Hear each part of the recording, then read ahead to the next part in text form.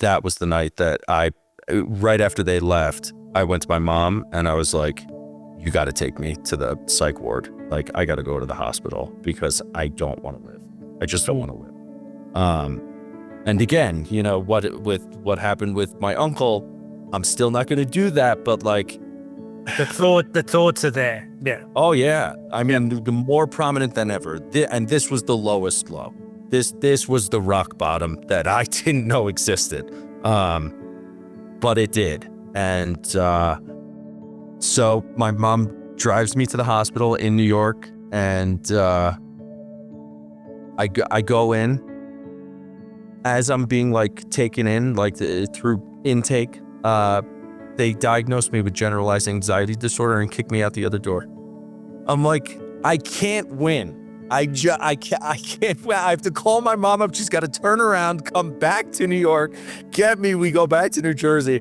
But that was the night that when I got home, I just Googled whatever the top 10 mountains in the U.S. were. I applied to every single one of them, not realizing, you know, that having a college degree, I would get every job that I got. And I just planned to leave that fall, October 30th of 2018. I moved out here, and it was the best decision I could have ever made for myself, because when I first moved here, like, I didn't really move here to live. I was like, I thought my life was over, and I was like, if I'm actually gonna die, like if this is, you know, going south, I'm gonna do it in a beautiful place. Not that New Jersey isn't beautiful, but I spent my entire life on the East Coast and I was just done. I mean, New York had been telling me to get out of there for long enough already, and I'd never even been to Colorado. So like, I literally landed in Denver, took a shuttle straight up to Breckenridge, had never been to altitude. You know, I'm like, why is it so hard to breathe?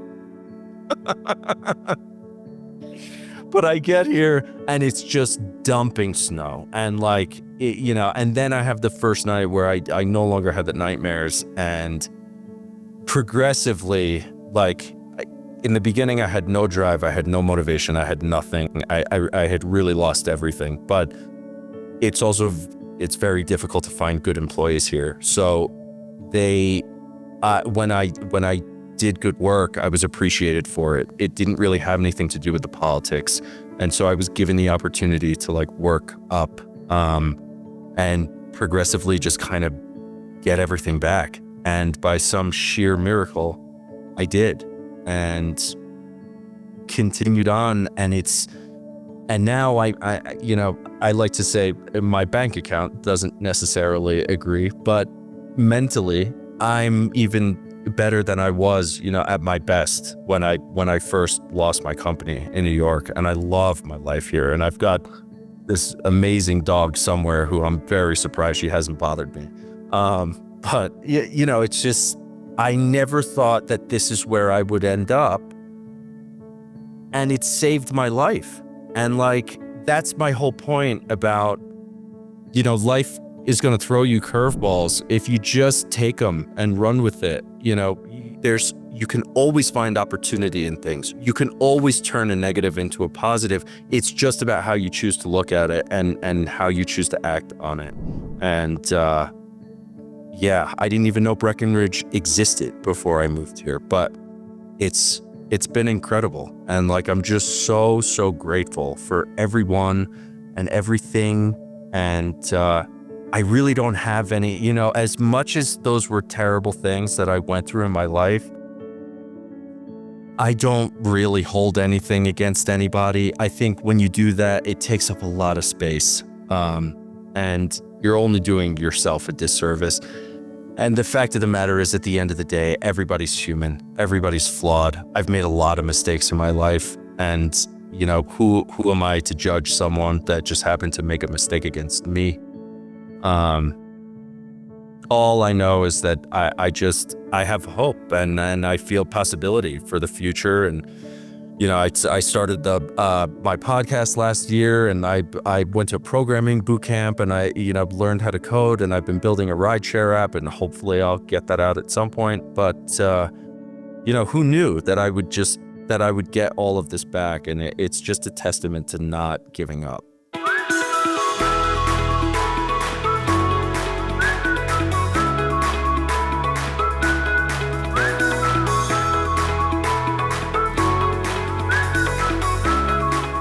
Hey, Michael, welcome to Unlocked from Within. Thank you very much. Thank you for having me. It's a bit of a different type of podcast where you're the first customer of the NFPD Snow Brand coming on the show.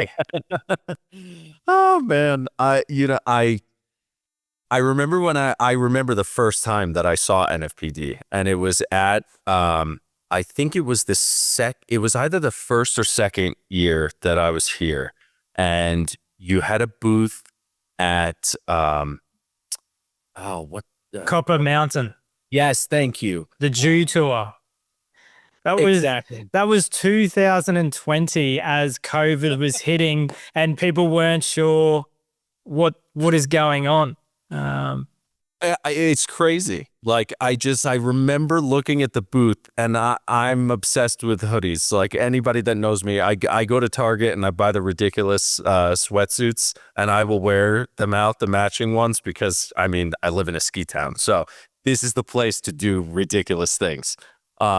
Like it feels weird to go to a 5-star restaurant not wearing a hat. And coming from New York, and I've definitely gotten yelled at Denver for doing that. But yeah, me and my ADHD will take us down some fun roads here. But what was I even talking about? Yeah, the first time you came across NFPD Snow Brand, it was G Tour. Yeah, pop up booth. When I finally had enough money. Okay, so I started driving the year that COVID hit, and obviously I had to stop. And so when I finally had enough money to get one, I did. And you put a handwritten thank you note in there, and that just, there was something about that. Like I feel like we've lost the handwritten note. You know what I mean? Like as a society. And that personalization really hit me in a major, major way. And I had a feeling, like I'm pretty good when it comes to those gut feelings. And I remember during COVID, I don't think you actually like openly said that you guys were struggling as a brand, but for whatever reason, I knew that you were. And I think I bought like 3 sweatshirts during that time. I love them, but like also because I'm going to support anything, that makes a difference to me. And then where we have gotten to, it's a testament to being here. It's a testament to snowboarding. It's a testament to the insanity, like me coming here, having lost so much and gaining it all back and then some. And it's what I love about this place, like it just, snowboarding in the mountains and the community that it brings together is just, it's a very hard thing to explain to people that don't know what it is. And coming from a place like New York City, where you think you have things in common with other people by living in like a metropolitan area like that, and then you come to a place like this and you're like, holy shit, like it's so different. It's so different. It is a bit of a funny story, that G Tour, where it's I don't know if I've actually shared this with you. I don't even think I've shared it on the podcast actually. No, yeah.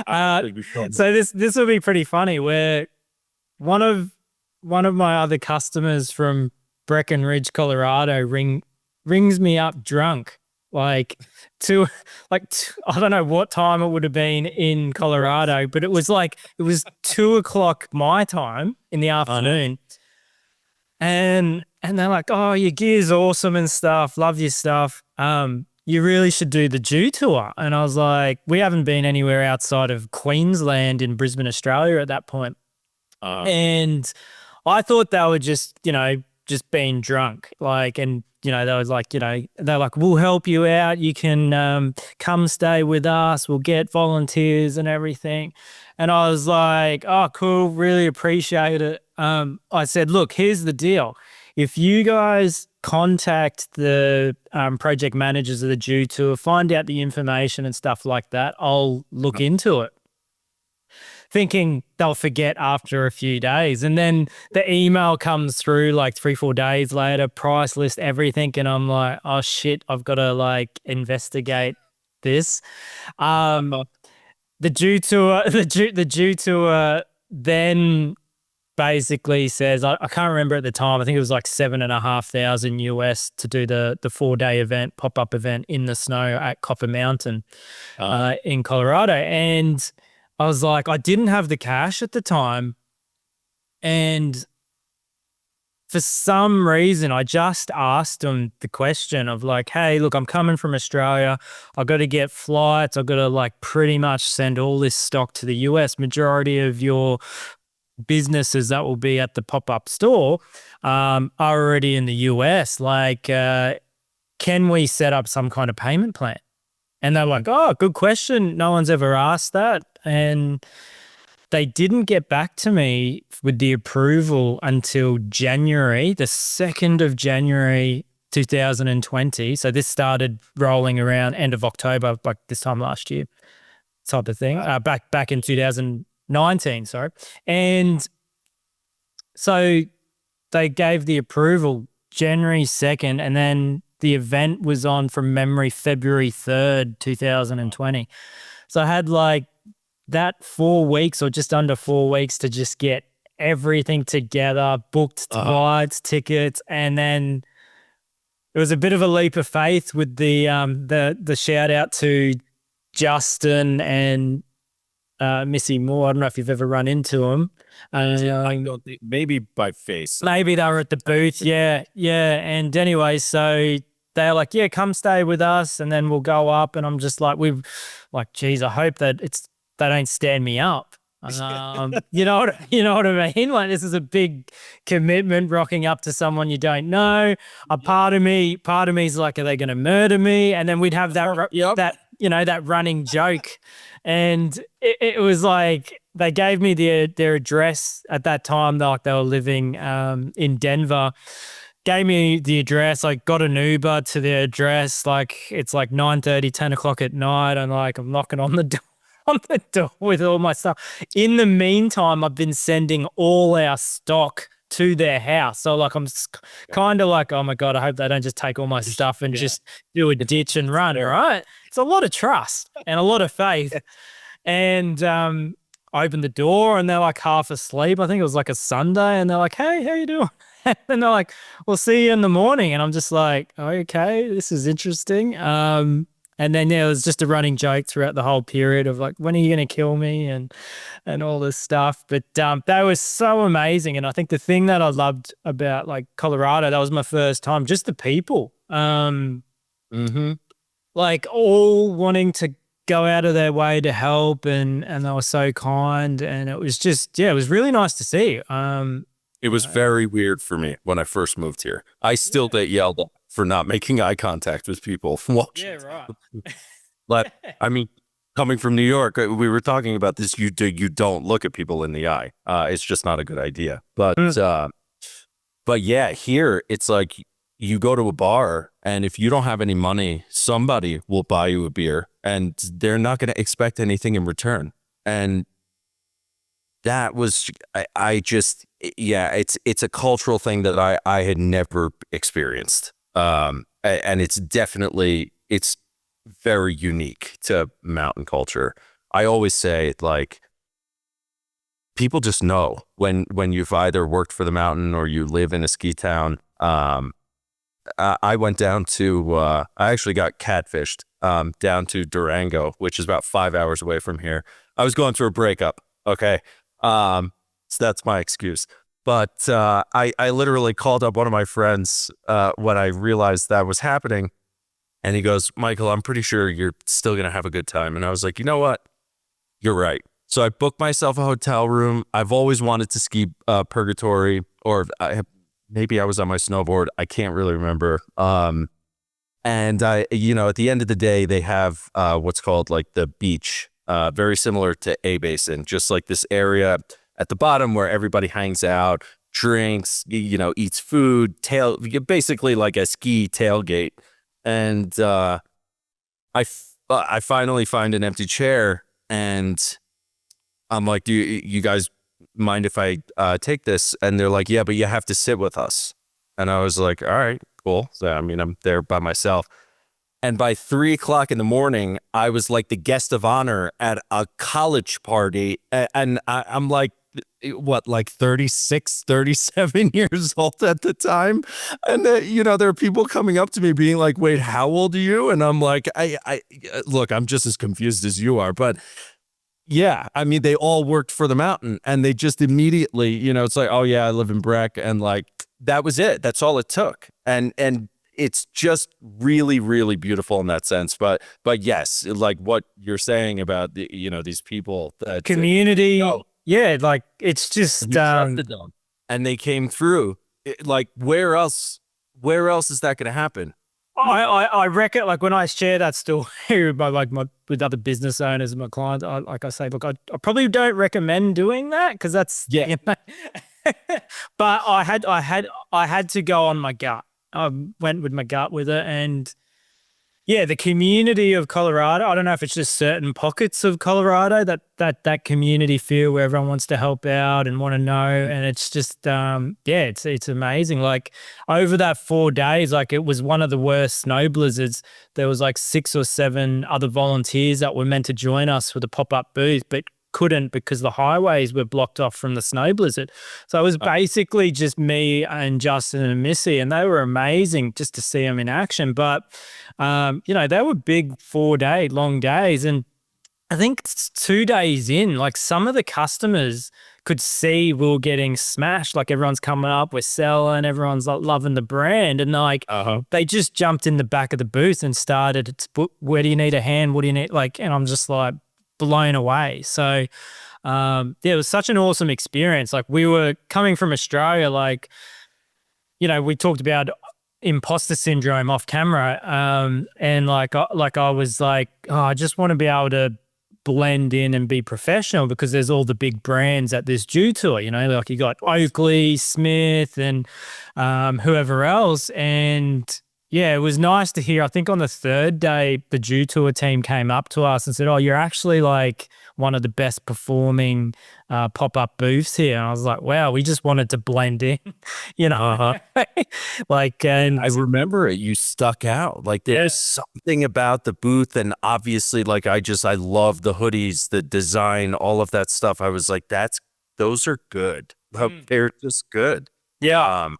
I'll never forget that. Yeah. So, and like I said, hats off to Justin and Missy, like just to see them in action and how they do sales. The first day we got there, they were just networking and talking to people saying, like, whether it was the barman behind the bar saying, would you wear one of our NFPD hats or beanies for the whole event? And just point people to the booth. And like some of them did that. And then like even like some of the Dew Tour team, like wherever they were guiding them, they were saying like, would you wear? And it was just, they just got it around the whole event, and that made a huge difference. So again, it's that, everyone coming together, that community. I didn't have a dissimilar experience when I moved here because I didn't know anybody here. It was very much a radical change. I had been trying for a very long time. I essentially, when I was a kid, I was an actor, so I got into the entertainment industry at a very, very young age. I think like 8, 9 years old. By 11, I had done my first movie. I had won a Best Actor award. You know, life happened very quickly. And, you know, fortunately had my whole drug phase very early on. So I don't even think it really didn't even bleed over into my adult life, which is nice because then we can just leave it there. But yeah, professionally, you know, I started, I shot a friend's, he had written a script for a TV show, and my dad, being the diligent businessman that he is, had put away all my acting money in a certificate of deposit, which finally came due. And of course, he wanted me to just put it back in the bank. And I was like, well, have some other ideas. And so I bought the equipment, produced the show, and it didn't go anywhere, but I realized that I loved producing. And so I went, you know, just head first into it. And I built this production company from essentially from nothing. And, you know, I know we sort of touched on this when we were talking before, but nobody prepares you for the curveballs that life throws you, you know? And like, maybe it would have made it a little bit easier if someone had said to me, hey, you know what, like, your plans probably aren't going to work out, but that's okay, because that's life. You know, like, if it doesn't work out, it's because it's not meant to work out. Or maybe you're meant to go back to it, you know, like down the line. It's sort of like they say about relationships, you know, if you love them, let them go. And yeah, there was just, you know, I kind of had just an unfortunate incident that was, you know, we've all seen the movie. You don't do business with friends and family. And I was young, you know, and but I had put so much into it that I was just so lost when it all happened. And I tried, like, I went and got a bachelor's of science in business, and, you know, then I started working at this tech company, but that really didn't work out because office politics, you know, like you have in your bio on your website, that's one of the things that really resonated with me, because I was like, yeah, I think once you've owned your own company and like been in charge of delivering a product and selling a product, you're sitting in, you know, like a conference room for 20 minutes and nothing has gotten done, and you're just itching because it's like, guys, really? Like, is this what we're supposed to do? Like, and I couldn't do it. Like, 'cause I also couldn't keep my mouth shut. So I'd be the one to be like, hey, can we, you know, speed this up? Like, I have things to do. Like, I'm pretty sure we're here to sell a product. Anyway, so, you know, I tried the corporate thing. It really just did not work. And then, you know, I finally had to move home back to New Jersey, which was kind of crazy because I swore to myself that I would never move back home. Has nothing to do with my relationship with my parents. I love them to death. We're very, very close. I consider them my best friends at this point.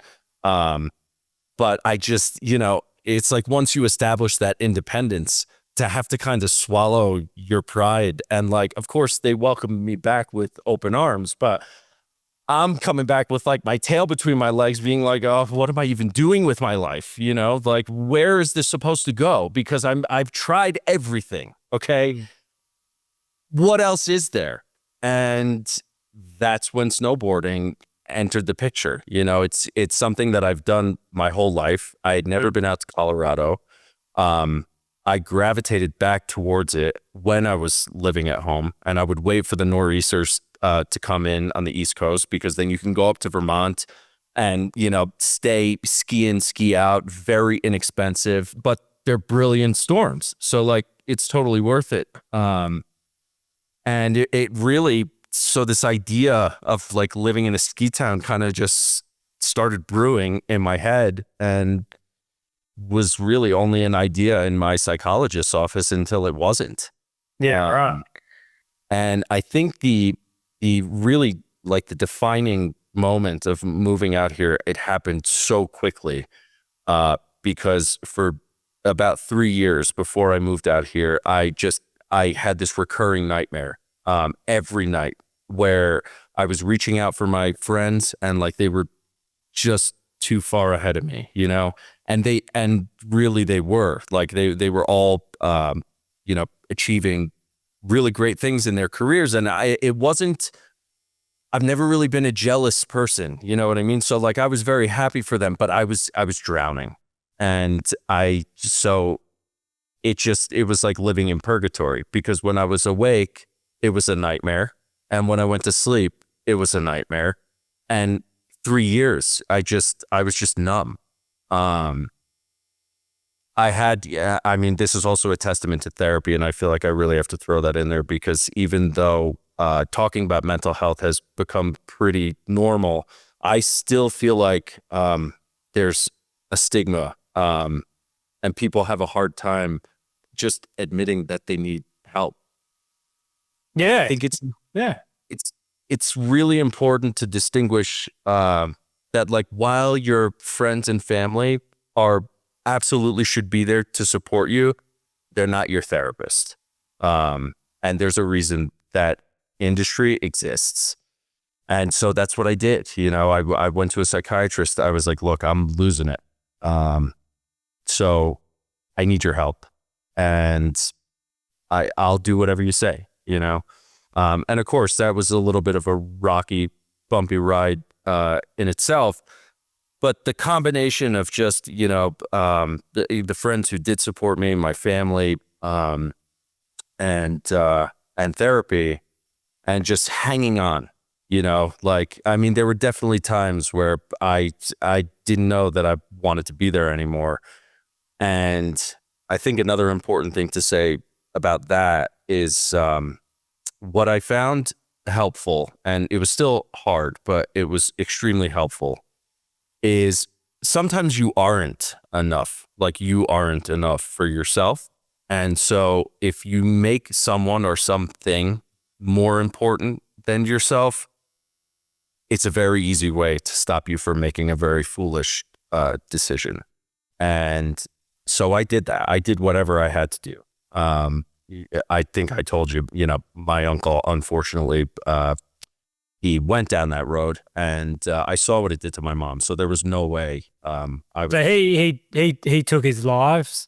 So, yeah. What was the context behind? Like, did you get a bit of an understanding what was going on in his life? Yeah. So basically, it was pretty tragic what happened on my mom's side.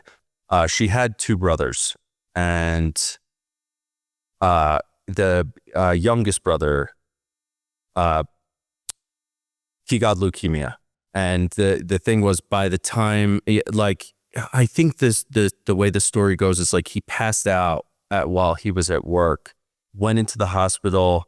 They couldn't find anything. So, you know, they like sent him home with penicillin, you know what I mean?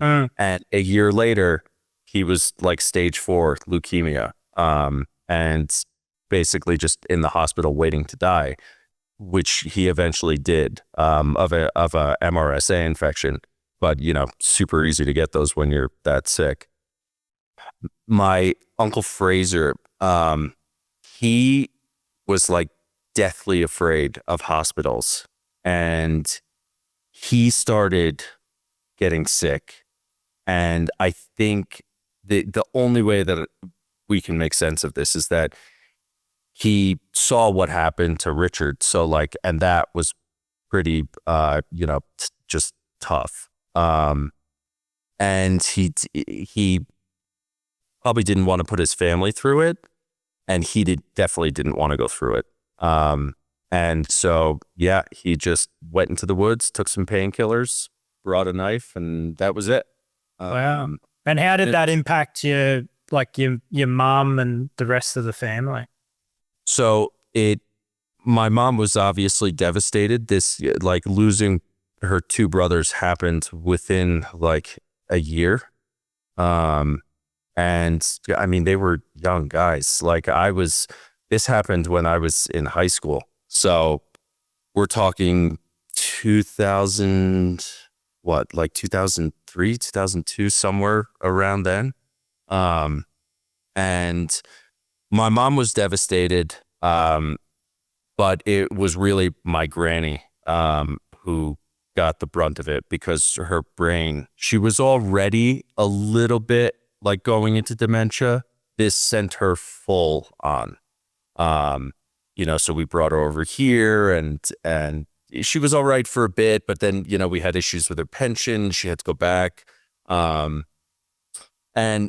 that was tough. But what was kind of crazy about that is I know that a big part of the reason that my mom was so upset from what happened is because she wasn't there when they passed away. And when her mom passed away, my granny, she was there. And when she came back, you would have thought that she would have been, so devastated. And you could just tell that she had this weight lifted off her shoulders, that she got the closure that she needed. It was a very crazy time in our family's life.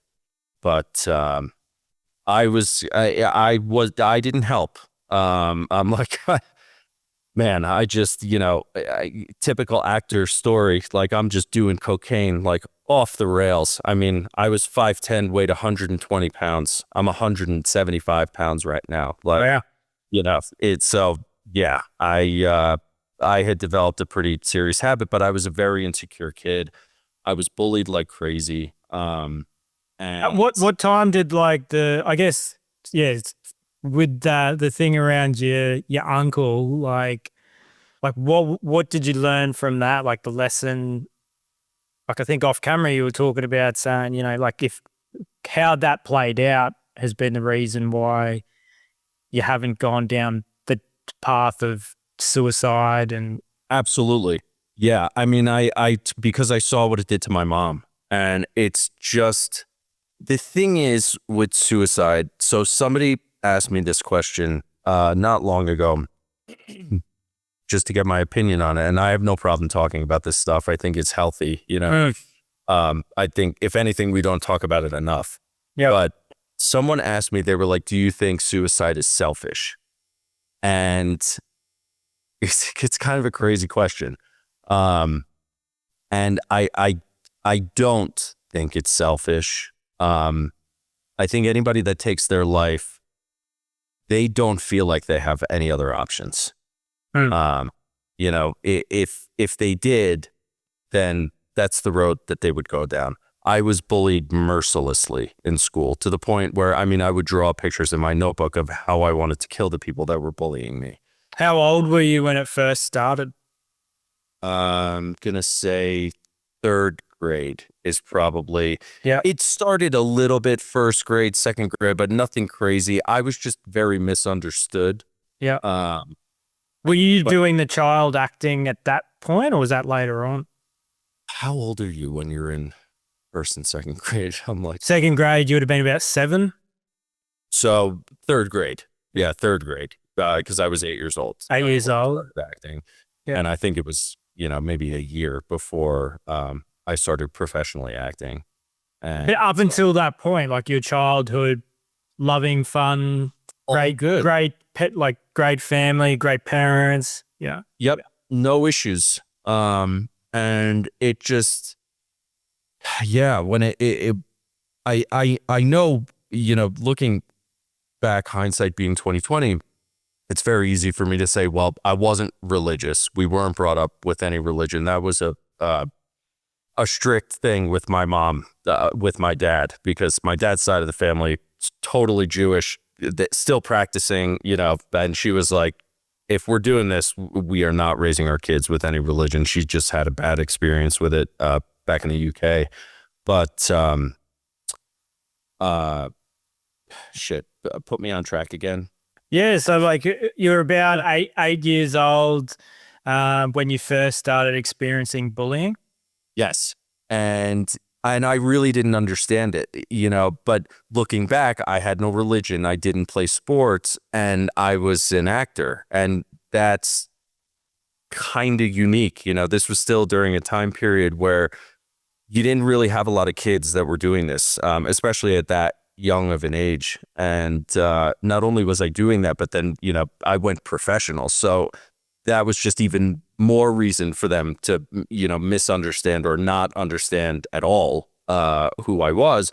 And as, you know, people typically do when they don't understand something, they either fear it or they don't like it, you know, in some way. And so, yeah, it resulted in bullying. And I remember like my freshman year in high school, someone like once came into the lunchroom and asked me for money and I didn't have it and whacked me upside the back of the head, but had to have had something like in their hand because it really hurt.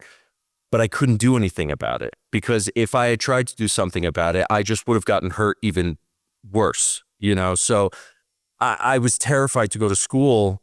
Then like I go to camp, I find this amazing girl, we start dating. She was how I got into the whole like New York City, drugs and, you know, going out and clubbing. And somehow, some way that like that I was doing that got back to New Jersey and people just, they stopped, like they stopped bullying me. And I essentially went from like the bottom of the food chain all the way up to the top. And I will never forget laying in my bed holding, I had this little miniature poodle at the time named Biscuit, and he actually lived quite a long time. But anyway, I held him and cried for 2 hours in my bed because I didn't have to be afraid to go to school anymore. You know, like, so there was no way that I was not going to continue doing coke. And the other thing is it made me a straight A student. So while I was this award-winning pianist and this award-winning actor, I would walk into class and I'd literally have teachers be like, Michael, when are you going to start living up to your potential? And I'm like, how is a kid supposed to process that? You know, how does that make any sense?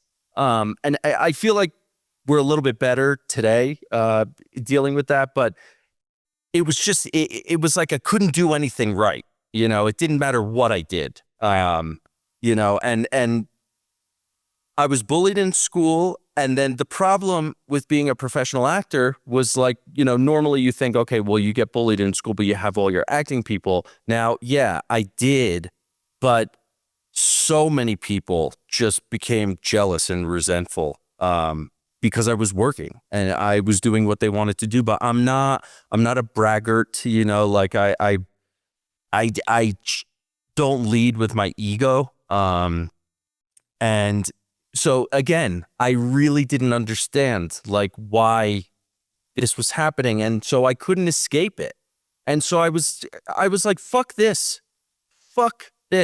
Like I have this thing, I'm going out. I have this beautiful girlfriend. I'm going out all the time. Like, who cares? I'm done. Like, I am just done.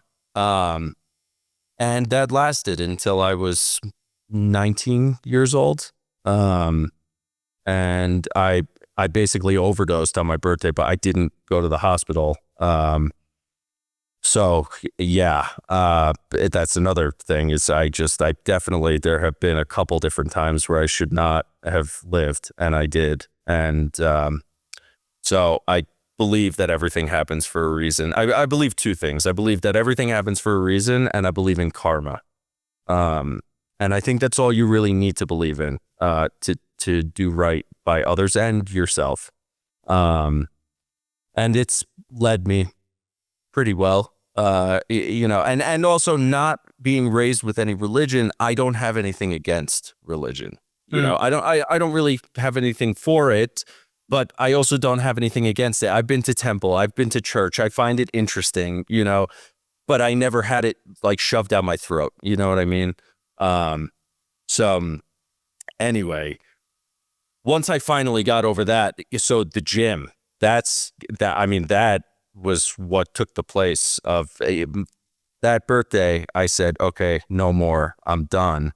And I think it was 13 years before I did it again. And then when I did do it again, I was I'm the person that I am now, and I was like, I don't like this anymore. You know what I mean? Like it was just such, and so I have some interesting thoughts on addiction, but like substances are not the problem. They're a symptom of a problem. And I just found it very interesting that like, because another thing is like, most people, when they look at a drug addict, they find it really easy to like admonish them, and because you're doing drugs, nobody thinks, oh, maybe that drug saved that kid's life.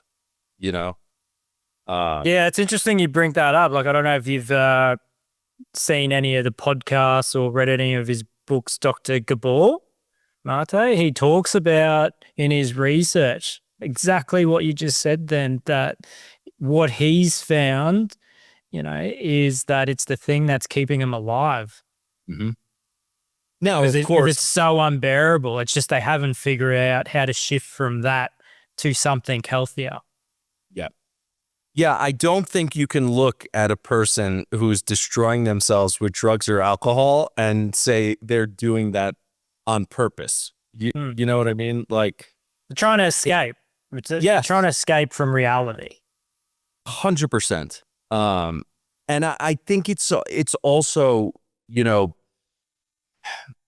it's so easy to call someone an addict.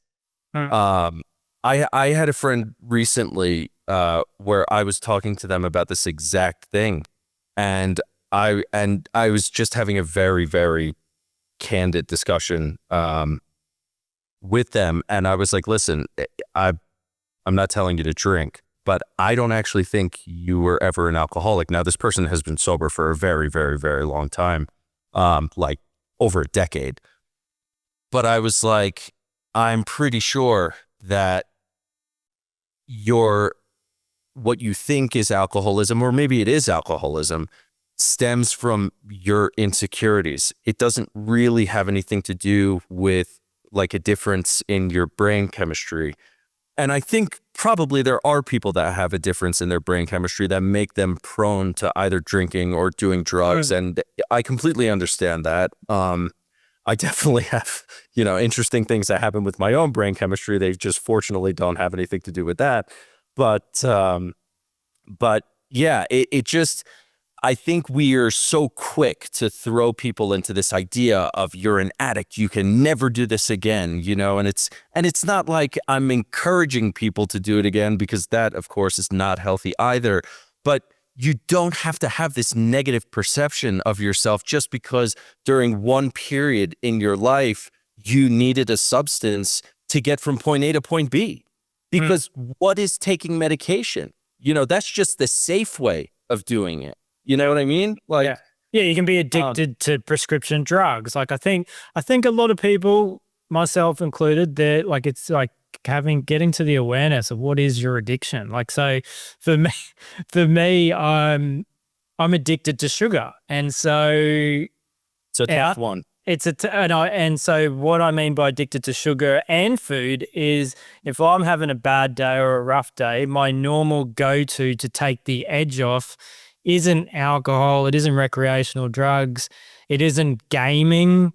I love gaming. It's comfort food, or like takeaway food. In that moment, I'm trying to escape from it's the same thing. And I've just gone on a bit of a journey with, due to a little bit of autoimmune issues flaring up from too much stress, where I've gone on the journey of cutting out sugar. I'm 7 weeks, no sugar. I stopped coffees for 2 weeks, no alcohol for 7 weeks. In that time, I've gone to the carnivore diet. Now, anyone listening to this, I'm not a doctor or anything. Go get your proper medical advice. I think where there could be an issue with everyone saying, go do the carnivore diet, with the research I've found, I think it's aligned around your blood type, has a big factor if the carnivore diet's going to be good for you or not. Oh, interesting. So, and it's just been like people in my life, like my mum, she's blood type A. The more meats she has, she gets like kidney stones, she's got gallbladder stones at the moment. She feels really bad. The more greens and veggies, correct veggies she has, she's way better. For O, they have higher acid in their stomach to break down the meats and so they can do more meats. So I think for people that are blood type O, carnivore diet, like go check it out, go get your blood test, go get the correct medical advice. But it's been interesting. So like I've just stripped it right back down to basically 1 meal a day, fasting 20, 23 hours. And it's been the only thing that's gotten rid of my psoriasis and a couple other like I was getting really bad migraines for 2 weeks. That's all gone. I've lost weight. I'm not trying to, but I've lost like 7 kilos. Yeah. And yeah, same with my wife. She's on it, and yeah, she's lost a lot of weight. And it's just been interesting. You know, some of the days we'll have a bad day, and it's like, I'm on this little diet, which I'm aiming to get to 90 days, so or 12 weeks. I'm 7 weeks in, but it's just been interesting to tune into. I am actually addicted to sugar and food as my go-to thing. So yeah, and then I've even thrown in doing 2-day water fast, like 51 hour, 48 hour ones each week. And it's been really good for my mental health, like just going through that. So yeah, something to check out if someone resonates with that. But yeah, I think everyone's got an addiction, right? Like whether it's the gym, CrossFit, whatever it is, it's like too much of something. Well, and you know what? You bring up a really good point. So first to hit that, because I'll forget it if I don't, is that you have to enjoy your life. So not all addictions are bad, even if maybe scientifically they are bad for you. Because I'm pretty sure that happiness has been proven to be just as much of like a longevity marker as health, as scientific health, putting in the body. So I think it really is a combination of both. And again, it's like no one should feel ashamed. It's okay to have that one thing. I vape nicotine. Like I don't hide that. You know what I mean? And it's funny that you just brought up what you brought up, because when I went on testosterone at the beginning of last season, my nurse practitioner, amazing woman. And again, like I said before, it's changed my life. She said, you might want to think about cutting out alcohol and going paleo. And I feel like ever since I moved here, I've just been so like into the idea of radical change that I just did it. I think it maybe took me a couple days, and I tried to stop vaping. That didn't happen. But I did cut out alcohol, and I stopped drinking for 8 months, and I went straight paleo, and I was straight paleo for 8 months. And the reason I bring that up is because you said like the carnivore diet got rid of your psoriasis, and I'm pretty sure there are similarities between carnivore and paleo. Same with keto diet. Yeah. When I went on it, so I have like the worst acid reflux on the face of the earth. I get it from my dad. It's only gotten worse as I've gotten older. I cannot drink beer anymore. I can't drink white wine, can't drink champagne. If I eat pizza, I have to take an antacid before. Otherwise, like I'll wake up in the middle of the night, literally feeling like it hurts so badly. One time in New York, I passed out in an elevator because of it. Like I couldn't get to the apartment fast enough, and it's completely gone. Like I don't even have antacids in my house. So just, and I'm not the kind of person, and I don't think you are either, to like try to push things on people like, oh, I eat healthy, you need to eat healthy. I'm like, no, but this is a real experience that I have had that has cut out something that could potentially give you esophageal cancer. So like I tell everyone, because I feel like acid reflux, so many people suffer from some form of it. And all I had to do was stop eating, refined sugar. I mean, the way I like to think about it is, sure, do I cheat sometimes? Do I have a burger with a regular bun? Yeah, I don't care that much. And I love food, so I'm not going to deprive myself of that, getting back to the happiness thing that I said.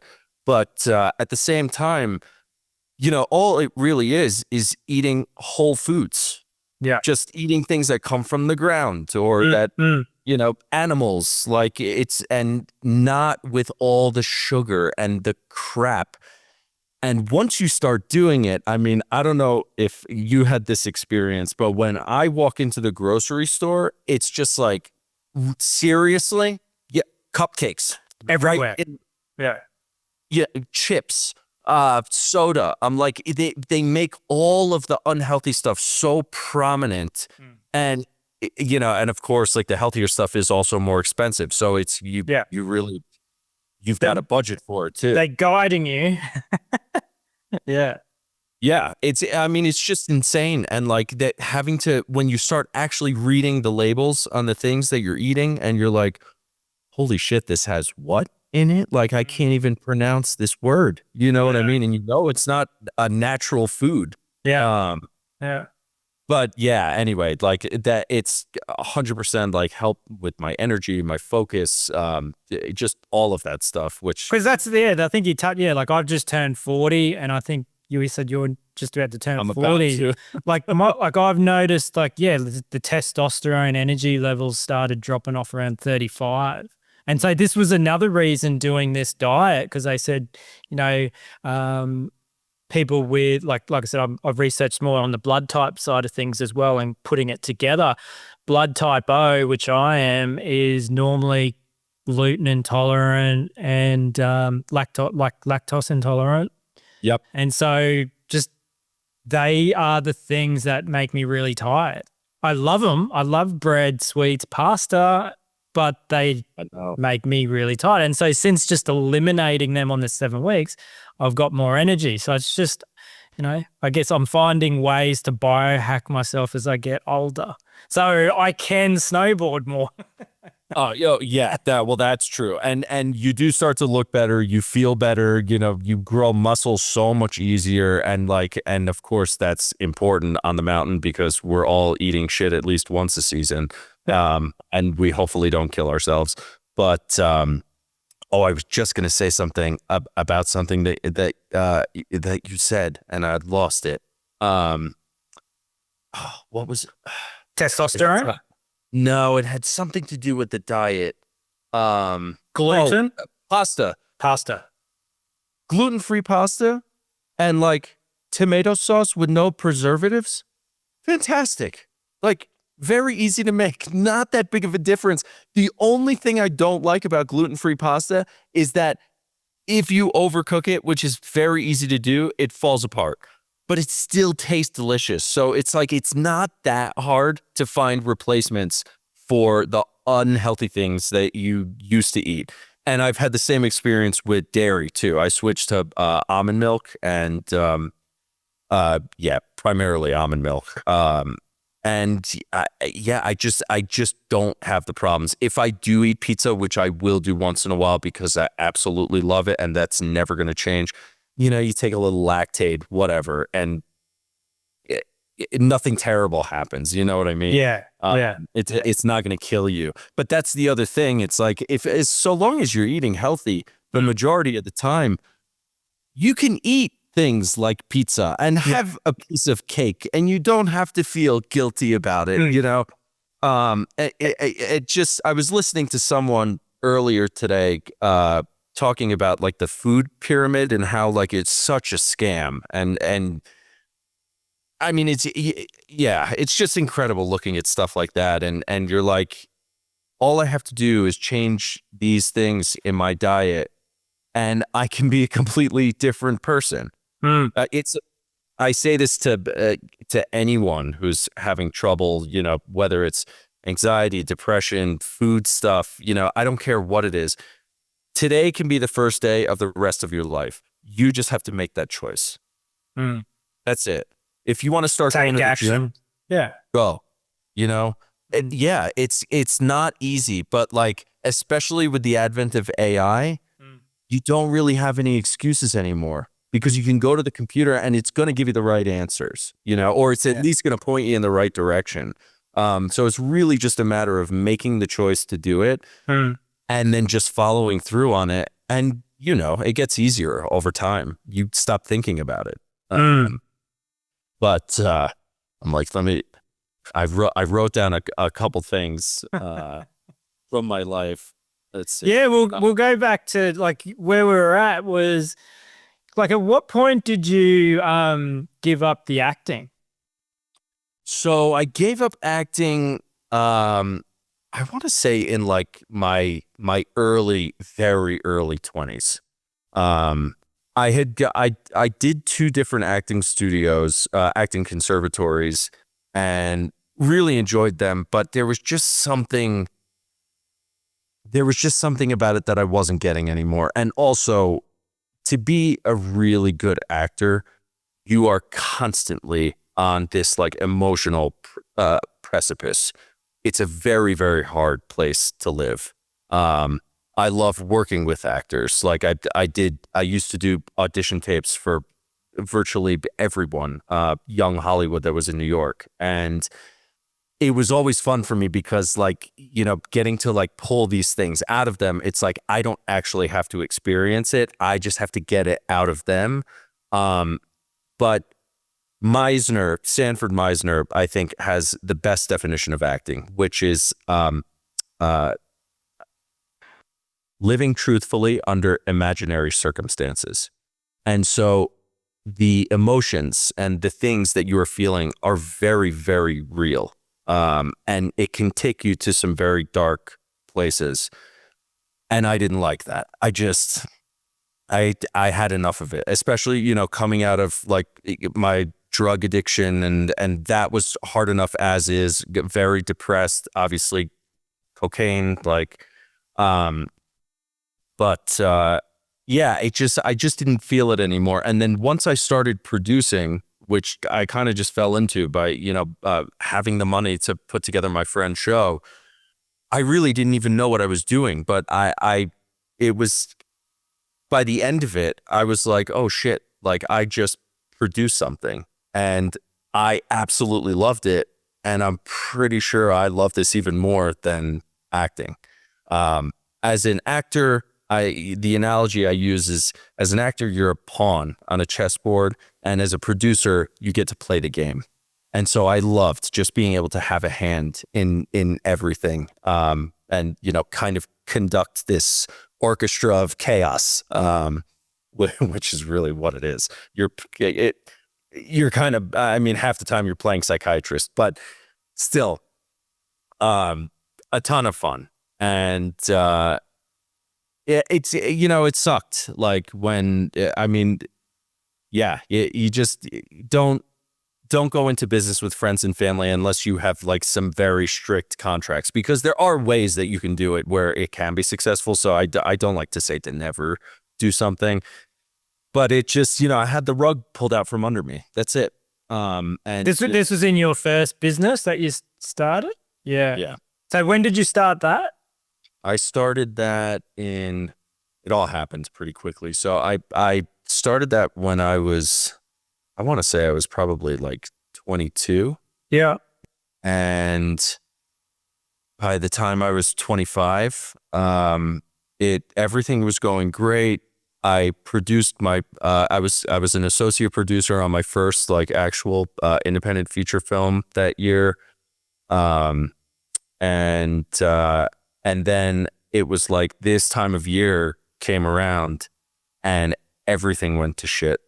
Not only did I have the rug pulled out from under me, but my best friend from high school overdosed and died on Halloween. Wow. And so, yeah, it was a lot to deal with. I had someone text me earlier today asking me if I'm doing anything tomorrow. I'm like, yeah, no. I'm like, it's probably better if I don't drink, you know, and that doesn't come into play. But it was a long time ago. I mean, yeah, 2010. But yeah, it was a lot to handle at once. And it just, one of the interesting things is that, you know, I had said like all my friends were becoming successful around me, and it was really hard for me to deal with. And so I went to one of my friends at the time and I was like, do you not see that like I am drowning? Like I'm losing it. Like, why isn't anybody trying to help me? You know, not that I was begging for help, but like no one was, you know, oh, how are you? Like, are you good? You know, and she looked at me and she goes, Michael, you don't look like anything is wrong. And I was like, that was, I guess, sort of the first inclination that I had that maybe I was on the spectrum, to be honest, because I really felt like I was dying inside, and I was so depressed. I don't think I didn't have like a major depressive episode. That happened after I got let go from the first tech company. But I was definitely, I mean, it because it was my best friend and it was a mentor that I've known since I was a kid. Somebody that I trusted. And the thing is, it's like, I get that some people in life, you're just not going to have a great friendship with, you know, but that doesn't mean that you can't have a successful working relationship. And unfortunately, you know, the two of them kind of played off of each other. And I don't even think at times that they knew what like how they were playing off of each other. But it was born out of petty feelings, you know, and it wound up really hurting me, like actually like taking food off of my table, like all of the food off of my table. And I really didn't know what to do. And so, yeah, tried school. Well, I did school. At that point, you know, I think it's 16, like I had officially been diagnosed ADHD. And so I was medicated. And so it was easy for me to focus on things. And, you know, one of the things that I read in your bio was how the teacher used to call on you, like when she knew you didn't know the answer, like just to be a dick. Yeah, And catch they it used out. to do this, what they would do to me is I would get distracted. Like I would be daydreaming and Yes. we'd be doing something. And I was in all honors classes and I had no idea why, because all I did was get yelled at for doing things wrong. And I just remember I would ask questions and I would get yelled at because they had already been answered. And it's like, all right, what better way to make a kid shut up than, and not in a good way, than to make them feel stupid, you know, for asking a relevant question. Yeah.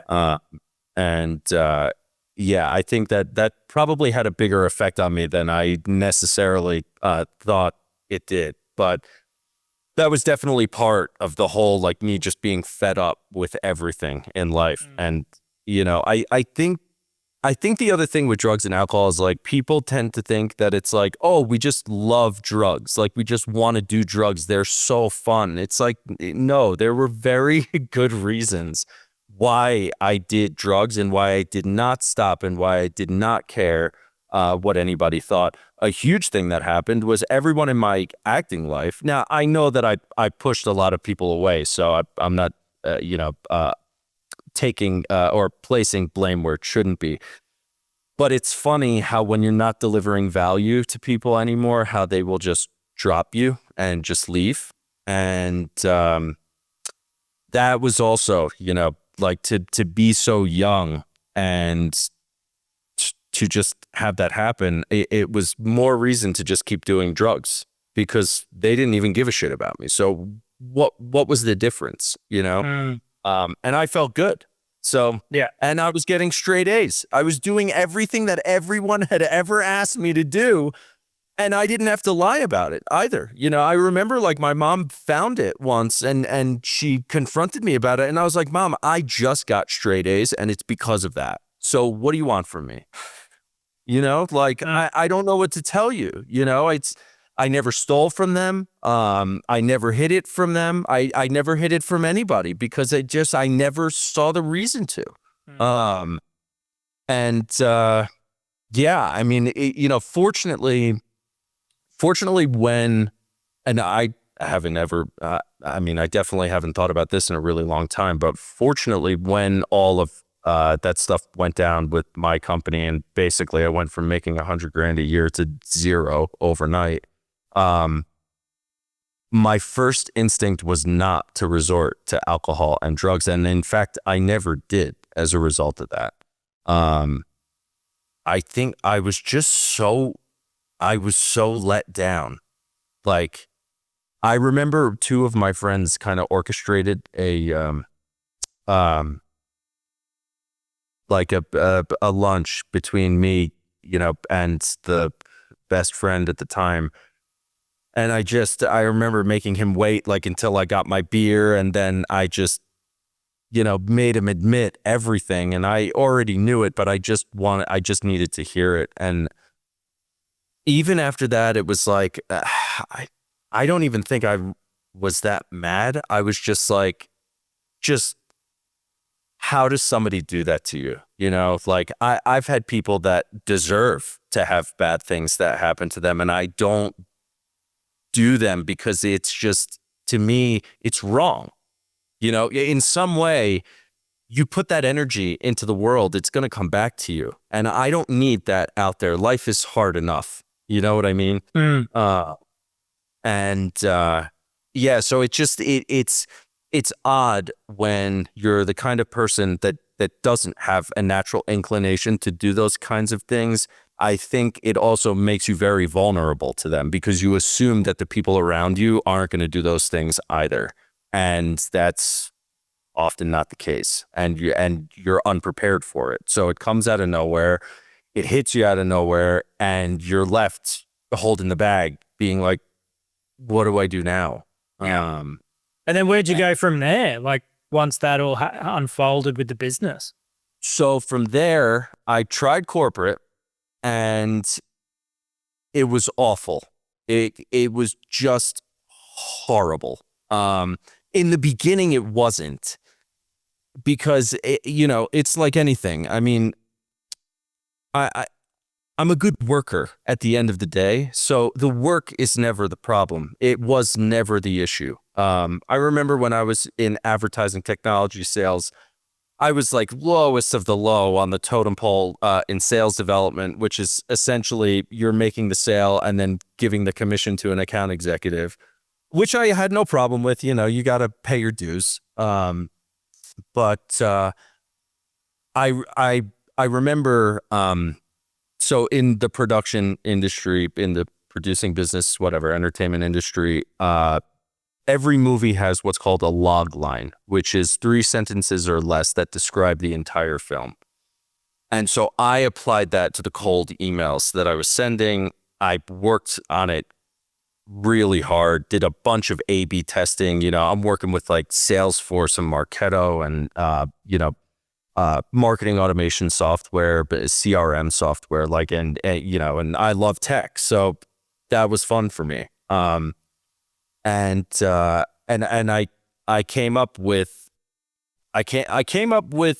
verbiage that got me an over 10% response rate, which is 10% is like the gold standard in sales.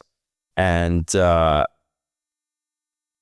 why I'm like, why did I bring that up? I had done that. Right. So I send a mass email, as I would do like Monday, Tuesday, Wednesday of the week. At least when I was doing it, those tended to be the best days, and you could research the best times, whatnot. One of the people that I happened to be sending an email to was a chief marketing officer for McDonald's, and she got right back to me. And she was like, yeah, great, go talk to our digital agency, which means they have to spend the money. And so, I had the CEO coming up to me. I didn't know the CEO, and congratulating me on this. And I was having a great time. Like, I really was. By the time I had figured out that, I was having so much fun, because then I'd have account executives come to me to break into accounts. I'd have sales directors come to me to help them break into accounts. And who cares about the commission? I just enjoy the chase and, Right. being able to successfully get something done. I'm getting chills just talking about it right now. That had nothing to do with it. Like, I really had fantastic relationships with everyone in the company until my boss decided to hire someone to essentially replace him, and put like a barrier between him and my team.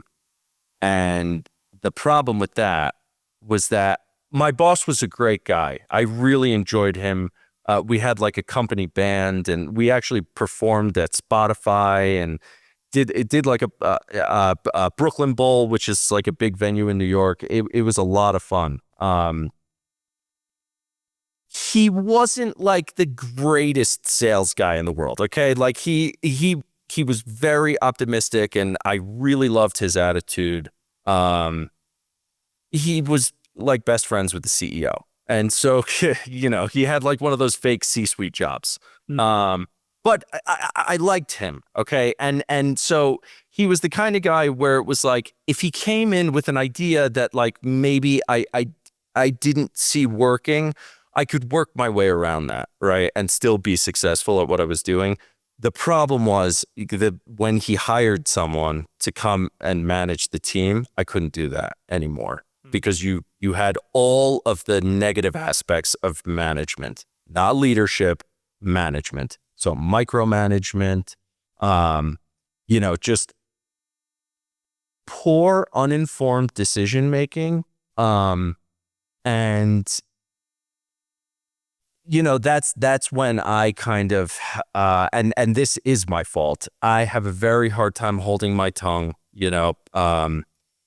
If I feel like somebody's being treated unfairly, I'm going to be the one to say something. I don't care. The consequences, they are what they are. But so long as I can look at myself in the mirror the next day and still be proud of who I am, that's all that matters.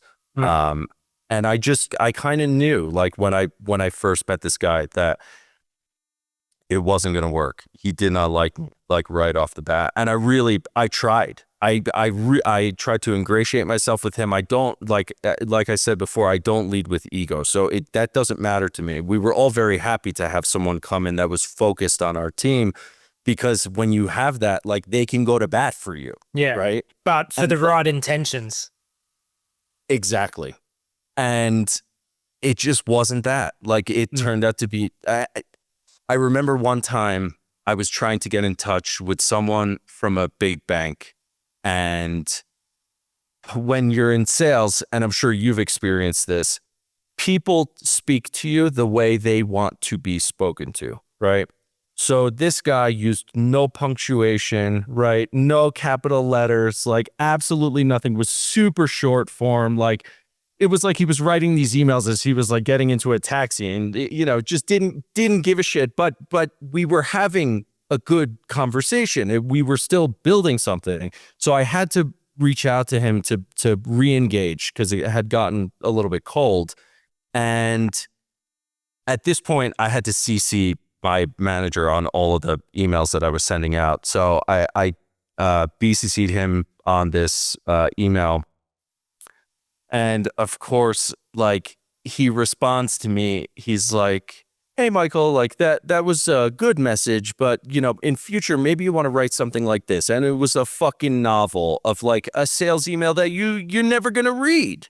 You know what I mean? Like, just like a boilerplate nonsense. Yeah. And I'm sitting there and I'm just like, great. And, and like, now I got to make this guy feel good about himself. Oh, thank you so much. Like, and of course, the banking guy got back to me on the email that I sent to him. You know what I mean? So it was just one of those cases where, like, I wasn't going to win. But the problem was that I didn't know where to go, because I was only using this job to bridge a gap, or so I thought. So I did go interview at like other advertising sales technology companies, but I didn't really have a passion for the work. I had a passion for sales. That was fun.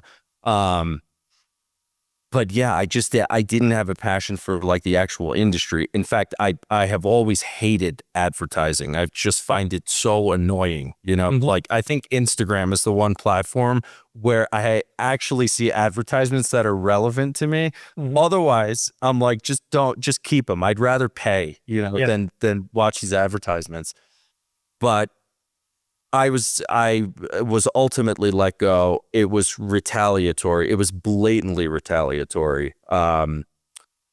Basically, I was put on a PIP, performance improvement plan, which has nothing to do with improvement. Just a way to exit you out. Go through that process. Make sure that there's no issues if you come back and fight it. It's a HR mechanism. Yeah. And then so what? So from there, that was when you hit rock bottom. Not long after that in New York. Well, so that happened. That I had a major depressive episode. I was in bed for 2 weeks, and that was scary. That was when I went into psychiatrist's office. I was like, I don't want to live, and I'm willing, to listen to you and do whatever you say. But yeah, I don't know what else to do. And he helped me. I mean, we didn't have the greatest relationship in the long run, but at that time he helped me. And he was able to bridge the gap when I went to the next corporate gig that I also got let go from illegally again. Different reasons.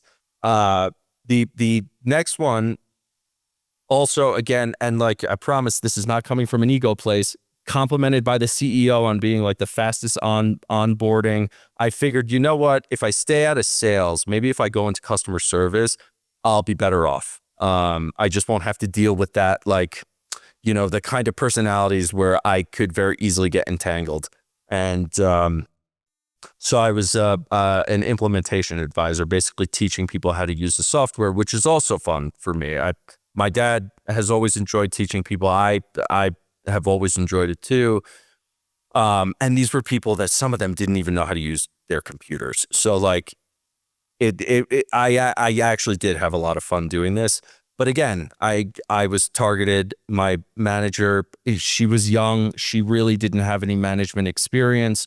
When you don't have any management experience and you're trying to manage someone who works autonomously, is good at what they do, I think you find a lot of the time, because I definitely hear this, that's when the micromanagement comes into play, right? Like she once said to me, if you ever feel overwhelmed, let me know.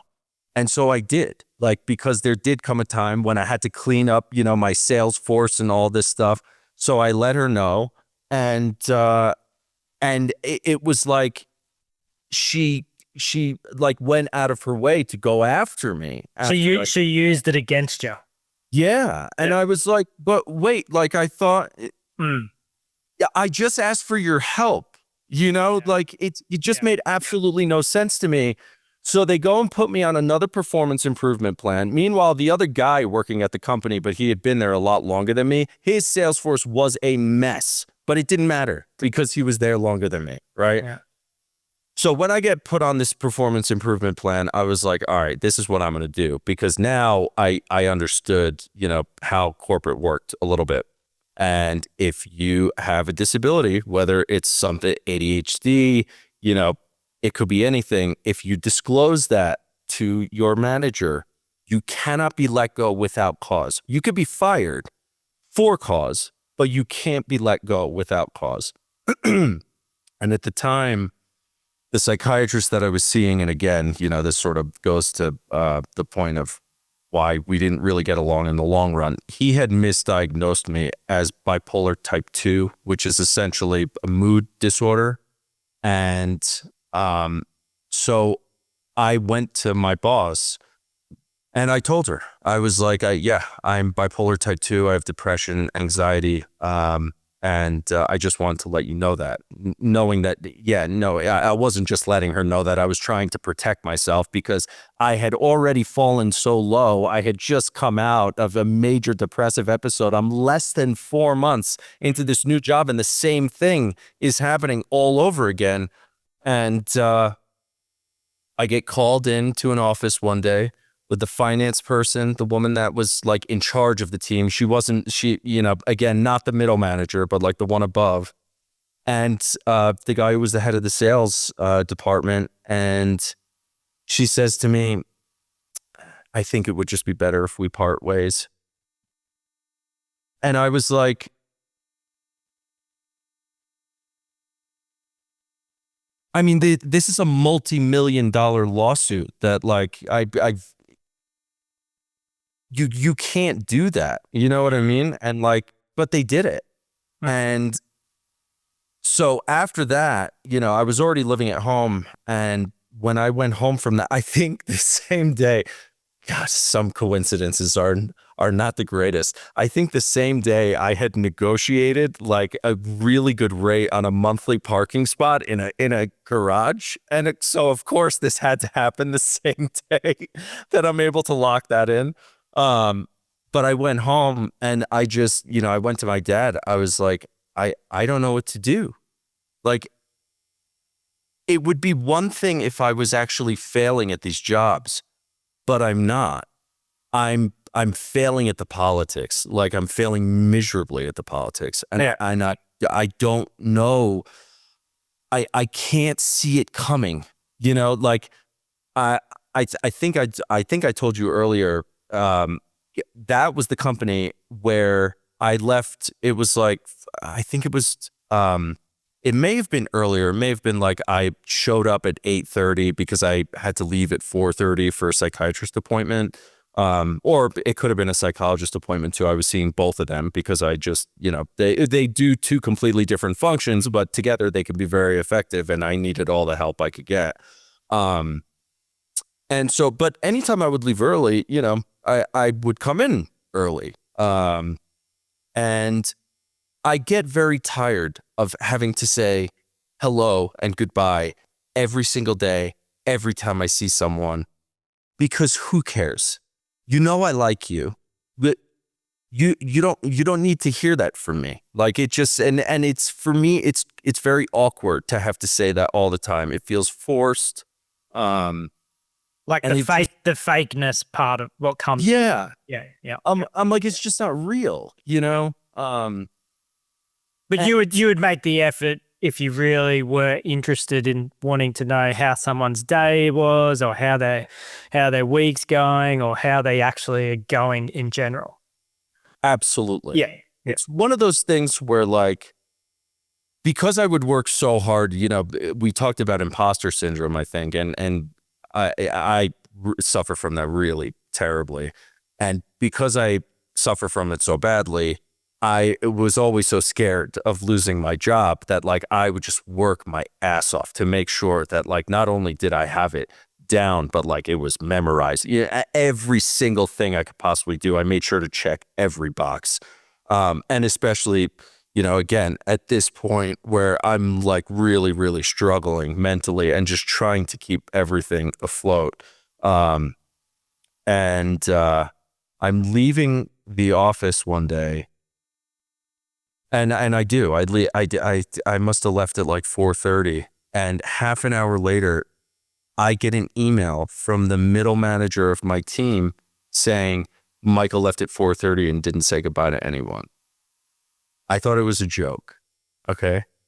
Because I mean, I am a friendly guy. I think what I was about to say before that I got off track is, like, if you come to me to ask me for my advice, I will spend an hour walking you through whatever it is I'm doing. I have no problem having constructive conversations with people, and in fact, I quite enjoy them. I would say it's probably one of the nicer things about working with me. But, like, I just don't like the meaningless conversations. That's where I'm just a little... Yeah, surface, all surface. Yeah. Yeah. And also this whole like bringing your personal life into work that has become like this new thing. I feel like I should have been like born in the 50s, where people stayed at a company for 20 years, and I would have done very well in that environment, because that was also what made it really hard for me to leave these companies. Is I don't know how to do something without giving it 110%. And so it was always an emotional letdown, like to just have someone take it away from me, as if it meant absolutely nothing. Yeah. And then was that the catalyst that you were like thinking of just getting out of New York entirely? I wish it was. There was one more thing. So they let me go from that, right? I go home. I don't know what to do. And I was like, all right, I need to take a step back. So I just, I was going to CrossFit every day. I would go to CrossFit. I would then ride my bike 10 miles, and like, I would just do that every single day. And then I would just like sit in my bed and watch movies and try to not think about, it was purgatory. It was awful. And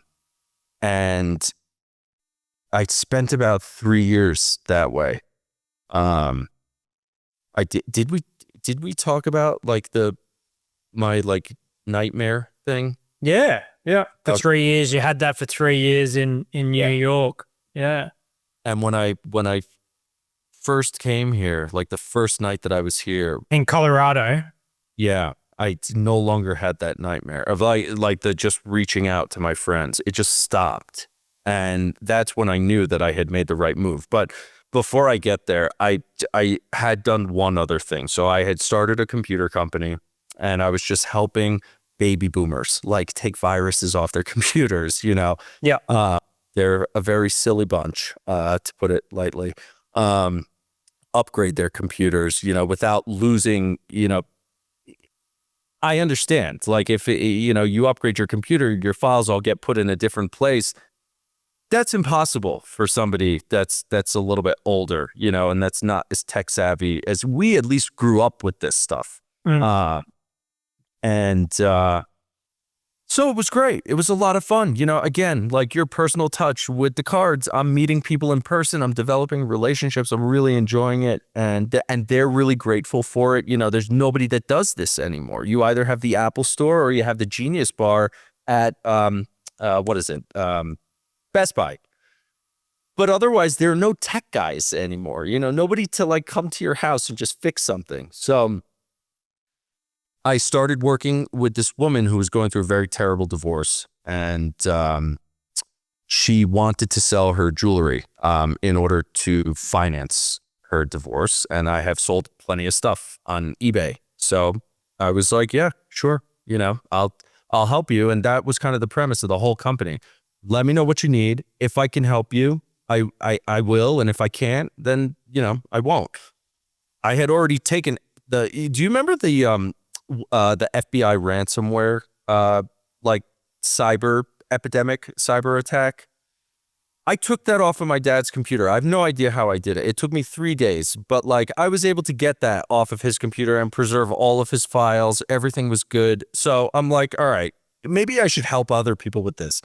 So anyway, yeah, I start working with this woman, and to make a long story short, I knew she had some mental health issues, and this is another thing, I knew she had some mental health issues, but you never want to assume that you're going to get hurt as a result of that.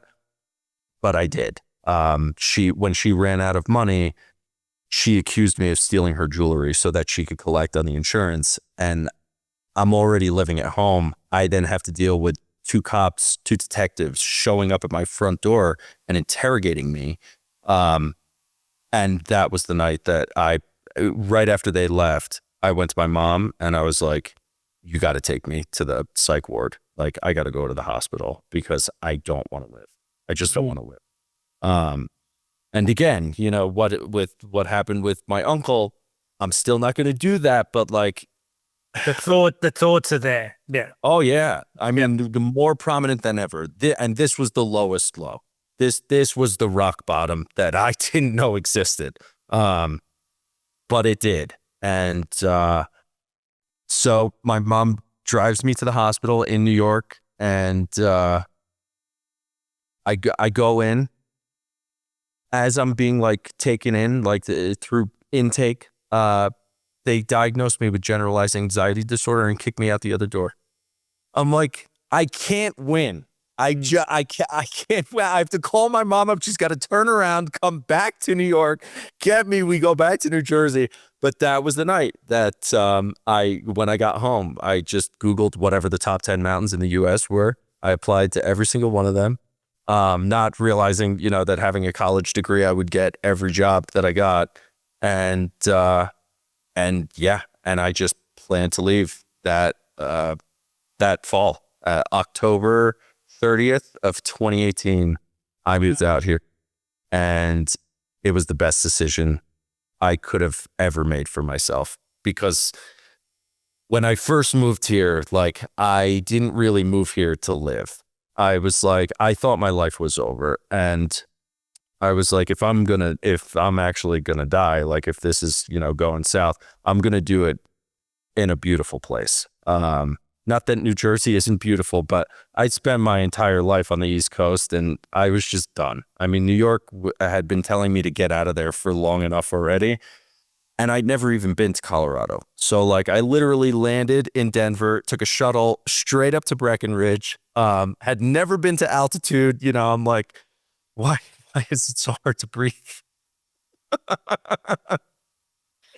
But I get here and it's just dumping snow, and like, and then I have the first night where I no longer have the nightmares, and progressively, like, in the beginning, I had no drive, I had no motivation, I had nothing. I had really lost everything. But it's very difficult to find good employees here. So when I did good work, I was appreciated for it. It didn't really have anything to do with the politics. And so I was given the opportunity to like work up, and progressively just kind of get everything back. And by some sheer miracle, I did, and continued on. And now I like to say my bank account doesn't necessarily agree, but mentally I'm even better than I was, at my best when I first lost my company in New York. And I love my life here. And I've got this amazing dog somewhere who I'm very surprised she hasn't bothered me. But it's just, I never thought that this is where I would end up. And it saved my life. And like, that's my whole point about, life is going to throw you curveballs. If you just take them and run with it, you can always find opportunity in things. You can always turn a negative into a positive. It's just about how you choose to look at it and how you choose to act on it. And I didn't even know Breckenridge existed before I moved here, but it's been incredible. And like, I'm just so grateful for everyone and everything. And I really don't have any, as much as those were terrible things that I went through in my life, I don't really hold anything against anybody. I think when you do that, it takes up a lot of space. And you're only doing yourself a disservice. And the fact of the matter is, at the end of the day, everybody's human. Everybody's flawed. I've made a lot of mistakes in my life. And, who am I to judge someone that just happened to make a mistake against me? All I know is that I have hope, and I feel possibility for the future. And, I started my podcast last year, and I went to a programming boot camp, and I, learned how to code, and I've been building a rideshare app, and hopefully I'll get that out at some point. But, who knew that I would get all of this back? And it's just a testament to not giving up. Showing up each day despite what life dishes up, throws at you. And sometimes it's really, really hard to do that. Like, sometimes it's really hard to do that for yourself. And what's been the difference in Colorado, in Breckenridge, when those days show up? Like the bad days? Yeah, like what has been the like? What have you? Is it just like I'm going to go snowboarding? Oh yeah. I mean, snowboarding. I never knew like. So I moved here, but I didn't realize that I love winter, that it's actually my favorite season, that I would take a snow day over a sunny day any day of the week, that I will take, the beach at A Basin over, St. Bart's any day of the week. It just the feeling that I get when I'm out here, the peace that I have, like that's probably the biggest thing is that this Breckenridge has enabled me to find peace, but also still continue like my entrepreneurial pursuits. And so I still, I found that drive again. And it's all thanks to snowboarding. Like this, who knew? I feel like when we grow up, there are things that you do when you're a kid and you just take them for granted because it's like, I mean, I started snowboarding when I was 4 years old. Yeah. All right. Ski. I'm sorry. Yeah. And then I switched to snowboarding when I was 10, but it was just something that we did, so like I never really put much stock in it. It was just, okay. I ski, I snowboard, fine. To see that like that it turned into something that actually legitimately saved my life and like gave me a whole new purpose, and a whole new way to be and to live and to enjoy. And I mean, it's. What are all the things like if someone's listening that hasn't skied or snowboarded before, but like they're like, oh, it's giving them hope, like what are the little things? Is it something that's outside? Is it something in nature? Is it a combination of, those essence? Yes, I think it's all of that. When I first came here, it was interesting. Like this summer, I had to figure out what to do. Right, I didn't really know. And I think we were talking about this before. Like I found fishing, and now I love fishing. I love camping. I love hiking. These are all things I never really did growing up as a kid. I know a lot of people do them, but I just didn't. We just weren't a family like that. And to be out in nature and to to be so close to these things, it just, yeah, it really just changed who I am. It changed what I love. A lot of people say to me like, isn't it lonely out there? And I'm like, well, I am alone a good amount of the time, but I really enjoy being alone. And I'm not really alone because I've got my dog and I have a ton of friends. So, Yeah. It's like if I want to see someone, then I will go see them. I mean, I've got friends here. I've got friends in Denver. It's very, very easy to make friends in a ski town. When you come here to work, like anytime I meet someone who's like just starting, to work here on the chairlift, great. I know I'm going to have a great conversation with them. And I don't love talking to people, but in that circumstance, like I do, because I'm excited for them, because I know what this place has done for me. And so I'm sure they have just as phenomenal story as I do, if not better, about why they came here. And I want it on my podcast. Yeah. But no, it's just, what's kind of interesting, and I don't know if you want to use this, but if you are a felon, if you are an ex-convict, the best place that you could possibly come to is a ski town, because you can not only will you get a job, but if you're good at that job, you will get promoted. And so I know, like, I mean, I'm not an ex-con, so I don't know what that's like personally, but I just know, from things that I see, things that I read, it's extremely difficult to get a job once you have that on your record. I'm telling you, it is not difficult to get a job on a ski mountain because they need good employees.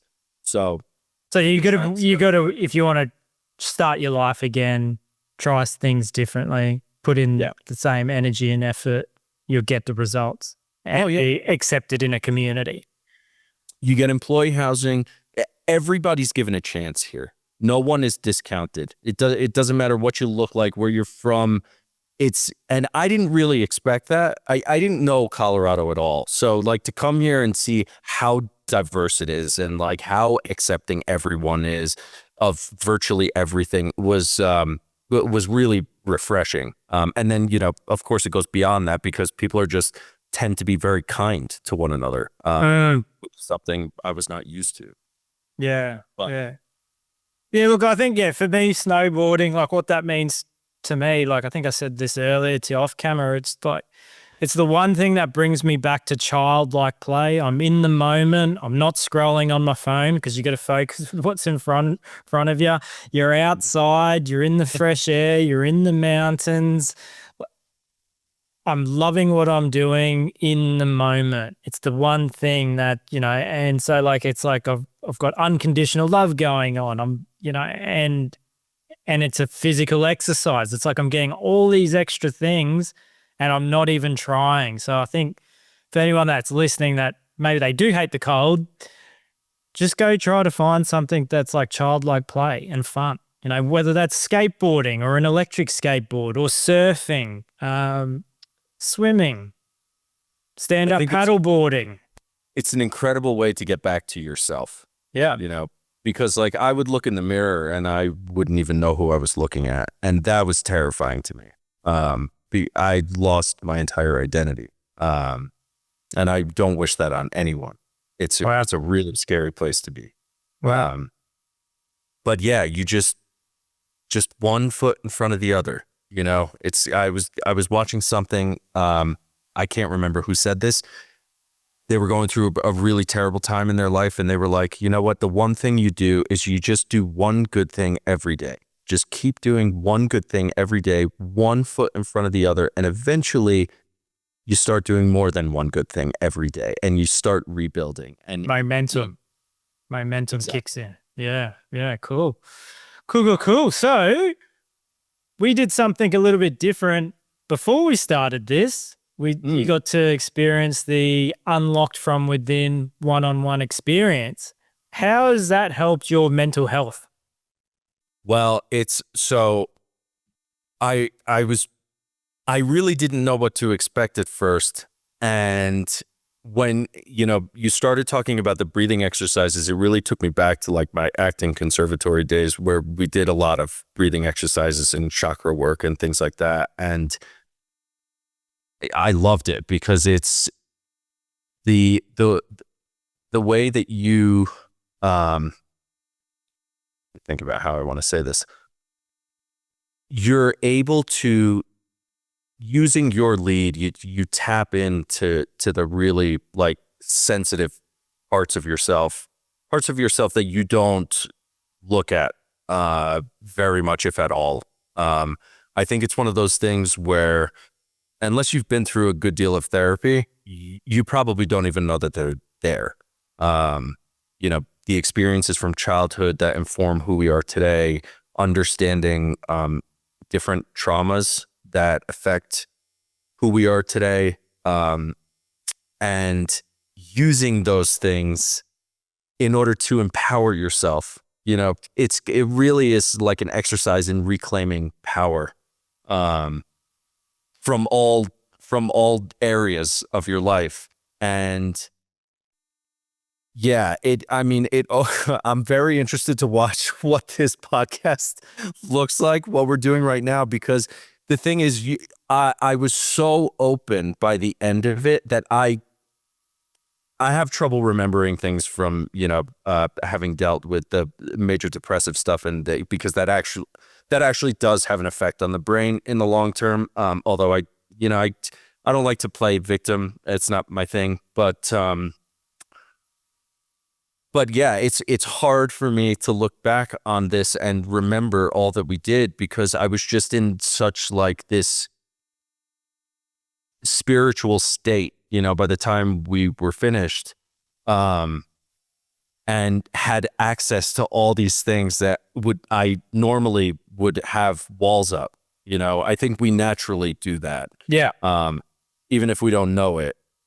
And it breaks them all down, and it does it in a safe environment. And it just, the fact that I could do this in the comfort of my own home, is kind of crazy. Like, it's Friday where you are. Yeah, I'm in Australia and you're in the US. Yeah. So that's pretty cool. It is. I mean, and the fact that the sound is going to be great and the video is going to be great. Yeah. It just, technology. I love it. But the practice of the meditation, I know how important it is. It's something my brother, actually, I know he's done a lot of meditation. For me, it's a little bit more difficult. And I think it's because I'm always like, go, go, go, go, go, go, go. If you've got ADHD or ADD, I feel like it is harder just doing guided meditation. Like for me, like I said, I've got undiagnosed ADD.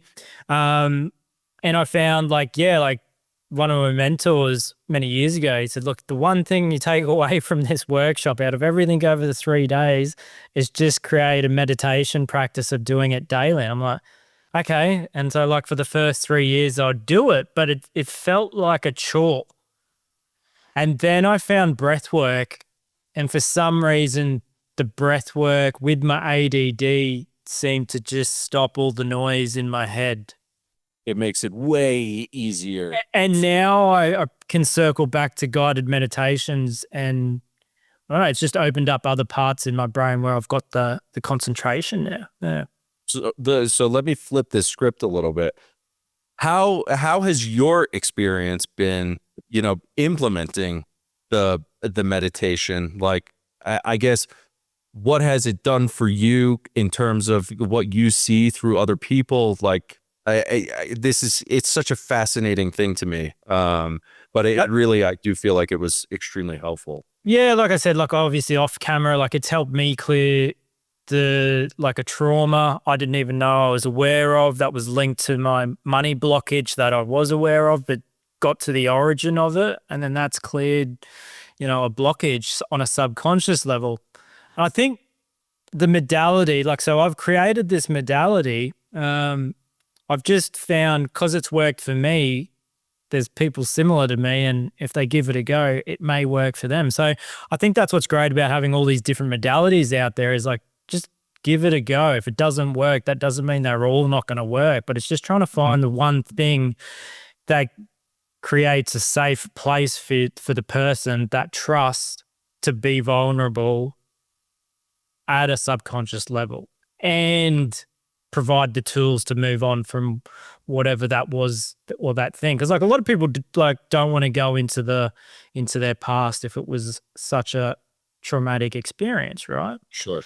So it's been interesting. Yeah, all the different business owners that have gone through it, or people that aren't business owners. Like I've had army vets do it. Lots of people with ADD or ADHD or autistic. And it's just interesting to see every one of them get down to that level of tapping into the safe space and being able to heal something that they didn't think could heal, or even just find peace in an area that they didn't think they could find peace in. Yeah, it's like I said before, even though therapy is such a widely accepted thing now, it's still, I find, can be very, very challenging to get people to go. And so to have this in addition, I'm sure that there are people out there that, like, while traditional therapy would do nothing for them, this could do everything for them. That's the interesting part, is like what I've found is like, yeah, I think what's great about this interview we've done is how you've experienced going to a psychologist or a psychiatrist. There's a lot of men, especially men, I think, that would think, and this is my interpretation, my perspective, but if I go to a psychologist or a psychiatrist, there's something wrong with me, so I'm not going to go. Whereas like it's a weakness. The weakness thing, whereas it's like, maybe I give this thing a go because then there's not something wrong with me, which means I'm opened up and I haven't got my walls up or the boundaries to try it. I think that's the difference, And so I think at the end of the day, whatever works for someone, like go try it. Like if you don't want to go see a psychiatrist or a psychologist, then check out a coach or do something spiritual or breath work or go see, like, I don't like yoga. You like yoga. For me, my ADD side kicks in.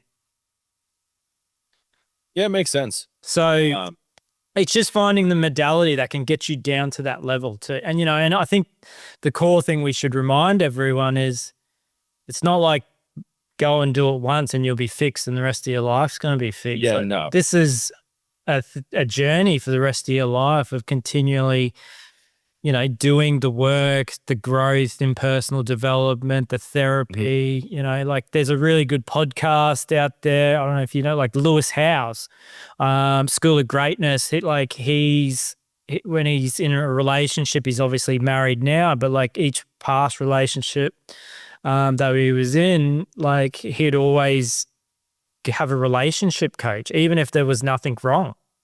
He just found his life was better when he kept doing it. Yeah. Yeah, it makes sense, you know, and of course, not everyone's going to resonate with the same type of practice, and people will feel more comfortable with one thing or the other. I think the point is, you know, it's like I said to someone the other day, I'm like, imagine you got into a car accident, right? And but the only way that you could get to work was drive. Eventually, you're going to have to get back in the driver's seat, you know? And so whether it's traditional therapy, it's in conjunction with that, it's also, and this has been something that I have really had to work on. It's not about the destination. It has to be about the journey. So like I said before, like my bank account might not agree with how successful I feel right now. That's okay. You know, like I can still enjoy my life. I can still feel good about myself and where I am and what I'm doing. And I think it's really, really important that you just take stock of what you do have and appreciate it. Because if you don't, I feel like people get to the destination and they're like, wait, but I thought I was going to feel this way, you know? Yeah. Or it's like, and I've done this in the past. Like I think we all do it on some level where it's like, I'll only be happy when I get that job. I'll only be happy when I get that house. I'll only be happy when I get my holiday or when I'm on holiday or, you know. So, yeah. To add to that, like being in an environment that is very like highly non-judgmental is super helpful with, you know, recovery. And I think you kind of find that in any like sport, hobby, you know, people don't care about what's in your bank account. You know, that has nothing to do with it. And so, you know, to your point about what you were saying before about like just the idea of childlike play and getting back to yourself, and I think that's the point, is like to not lose that piece, and to give it the time and the attention that it needs if you want to live a fulfilling life. It's up to you, you know, but it's your choice. And like I said before, you can choose. Today can be the first day of the rest of your life if you want it to be. And I have to tell myself that a lot, but it's okay too, you know, I still have bad days. They're just not as bad, you know, but I'm always going to have bad days. It's not like those go away, you know, they just change. Hopefully they're different. And hopefully you got better tools, coping mechanisms to deal with it, the awareness of when it's coming up, or, you know, and that's the key. One of the things, yes. I mean, one of the things I've tried to tell people is like, it doesn't, how do I say this? When you work on it, right? Like when you develop the tools to deal with it, it feels like life's getting easier, but it's not actually getting easier. You're just getting better at dealing with the problem. And so what that does is it enables you to deal with new problems and new issues. And as long as you're moving forward, that's the point.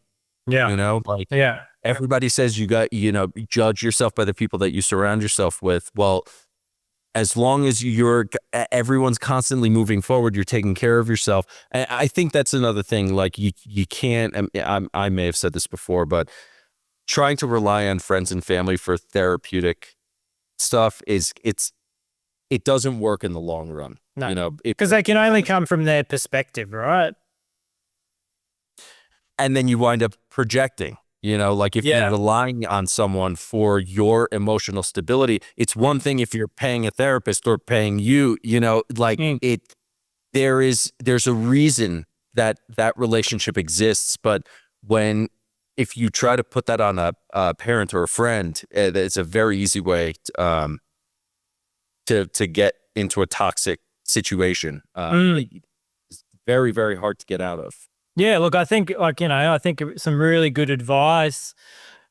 People listening, I try to live by it because I think it just makes sense. Common sense is like, you can love your friends and family with device, but if they're not where you want to be or they're not, further down the road, are you striving for that life? If not, it's just thank you for the feedback, thank you for that, and go find that mentor or that therapist or whoever that is living the life you actually want to live. Because everyone's got a different life, everyone's got a different journey. But like, I would only take advice from someone that's actually gone and done it or is further along. And so that's sort of my hope for this podcast interview is like, I feel like when something resonates with someone through sharing a personal story, it's because you go, I've lived parts of those lives or I've connected with that person. So you're going to be more open to wanting to know more. But if you go to someone that has never lived a day in your life or experiencing something similar,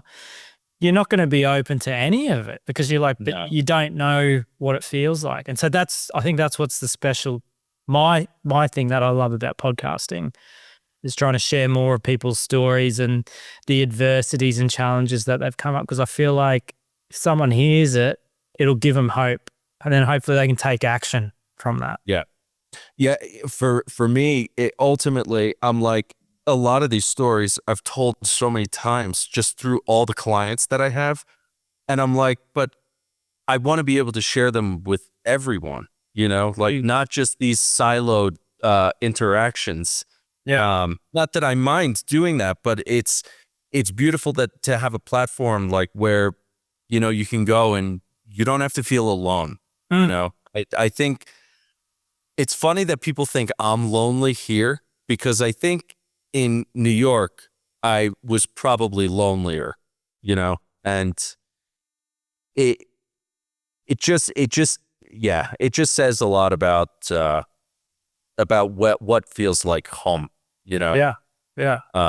And just to cap this off, there are always three things that I tell someone who is struggling. I ask them three questions. Are you going to the gym? Are you eating healthy? Are you in therapy? Those three things, that's what if you're having a really hard time in your life, you must turn to at least one of them. Just one of them. You don't have to do them all. I know they're daunting. But if you turn to at least one of them, you're taking that step forward. Yeah. And so I just think it's very simple. Like I'm trying to make it simple because it shouldn't be. We all need a little help sometimes. That's it. Yeah. And like if it's something that I say can help someone, like those things have really, it's I couldn't live without them. Awesome. Well, Michael, it's been, a pleasure to have you on the show and sharing your story.